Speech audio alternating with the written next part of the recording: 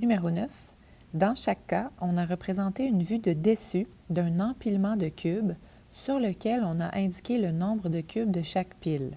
Représentez l'empilement en utilisant la perspective cavalière. Comme c'est la première fois qu'on a un exercice semblable dans le cahier, j'aimerais d'abord vous montrer à quoi ça pourrait ressembler rapidement avec mes outils numériques, de représenter des cubes en perspective cavalière sur du papier pointé. Et par la suite, j'aimerais vous montrer comment je procède quand je le fais à la main. Premièrement, quand on travaille avec du papier pointé, on peut choisir la dimension de notre cube. Donc, on peut choisir que le cube aura 1 unité de large et de haut et un demi-unité de profondeur, parce que rappelez-vous qu'en perspective cavalière, l'arête de la profondeur doit être la moitié approximativement de la mesure des arêtes du cube. Mais ça, c'est pas toujours pratique d'essayer de dessiner une arête qui va se terminer là, au milieu du papier pointé. Alors moi, je préfère changer mon échelle et plutôt avoir un cube qui aura 2 unités de large, donc des arêtes de 2 unités pour ce qui est de la face frontale, donc 2 unités par 2 unités. Et pour la face, ou plutôt l'arête de la profondeur, bien, ce sera facile parce que je pourrais aller chercher une arête jusqu'au prochain point qui sera automatiquement environ, bon, pas parfaitement, mais environ la moitié de l'unité de base qui sera de 2 carrés.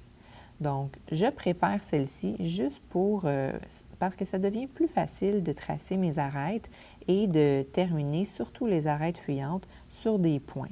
Alors, voici la dimension que je choisirai.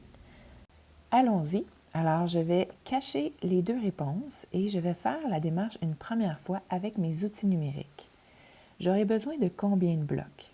Ici, j'ai 3 blocs, 2 blocs, 1 bloc, donc un total de 6 blocs pour la partie la plus éloignée du point d'observation, donc le plus loin de nous.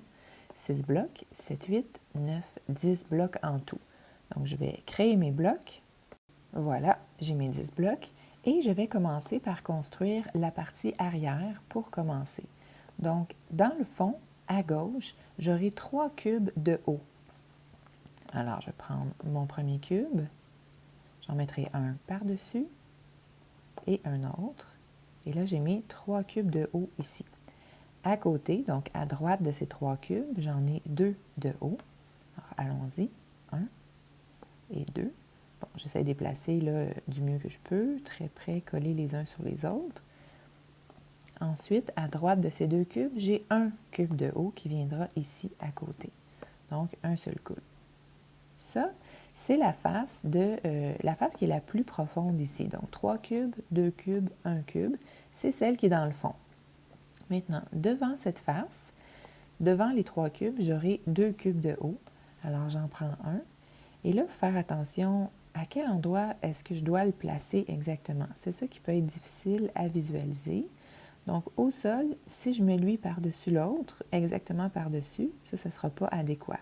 Je dois le glisser le long de l'arête fuyante, donc je dois le glisser en diagonale jusqu'au prochain point ici.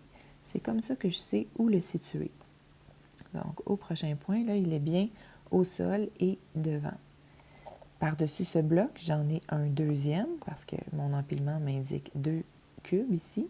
Alors, j'en prends un autre, là, ça va être facile, je le mets par-dessus l'autre. Voilà. Ensuite, à côté de ces 2 blocs, j'en ai un seul qui est au sol, un seul en bas. Donc, voici. Et ça complète la deuxième partie, donc celle qui est devant la partie arrière, la partie du milieu. 2 cubes de haut à gauche et 1 cube de haut à droite. Finalement, j'ai un dernier cube qui sera situé plus près de nous, au niveau du sol, encore une fois pour savoir où le placer. Si je le mets d'abord par-dessus l'autre exactement, je vais le glisser sur la diagonale jusqu'au prochain point en bas à gauche. Et voilà, il sera bien situé. Maintenant, il me resterait juste à toutes les placer là, pour être sûr que les arêtes arrivent parfaitement. Et ce serait ma solution finale. Maintenant, j'aimerais vous montrer comment je procède pour représenter un empilement de cubes à la main. Vous allez voir, ça se fait assez rapidement. Ça prend environ 2 minutes. Quand je trace un empilement de blocs à la main, je commence par la partie avant, donc la partie la plus près du point d'observation, celui-là, Et personnellement, j'aime bien que ma représentation soit bien enlignée à gauche avec le dessin du cahier. Donc, je viens situer ici mon point de départ, donc le point inférieur gauche. Et je commence par tracer la face avant du premier cube. Donc, ma face avant qui mesurera 2 unités d'arête. Lorsque ma face avant est tracée, je vais tracer toutes les arêtes fuyantes qui sont tracées jusqu'au prochain point là, sur la diagonale et je complète les 2 autres arêtes. Le premier cube est déjà tracé. Derrière le premier cube, il y a 2 cubes de haut. Alors, il y en a un qui sera caché. Le deuxième, je dessine sa face avant. Donc, lui, c'est déjà le 2e étage. Et à côté, au premier étage, il y a un seul cube. Donc, je dessine également la face avant.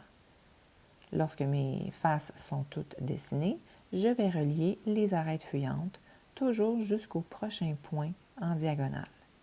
Quand ça c'est fait, je trace les autres arêtes qui correspondent aux arêtes de la face arrière. Voilà, la 2e profondeur est déjà faite. Derrière, j'en aurai 3 de haut, donc les 2 premiers sont cachés. Je dessine la face avant du 3e, celui qui est au 3e étage. À côté, il y en a 2, dont un qui est caché, donc je dessine la face avant du 2e étage. Et en bas, il y en a un seul, donc je dessine sa face avant. Lorsque toutes mes faces avant sont tracées, je vais relier, je vérifie 3, 2, 1, oui, 3, 2, 1, c'est bien ça.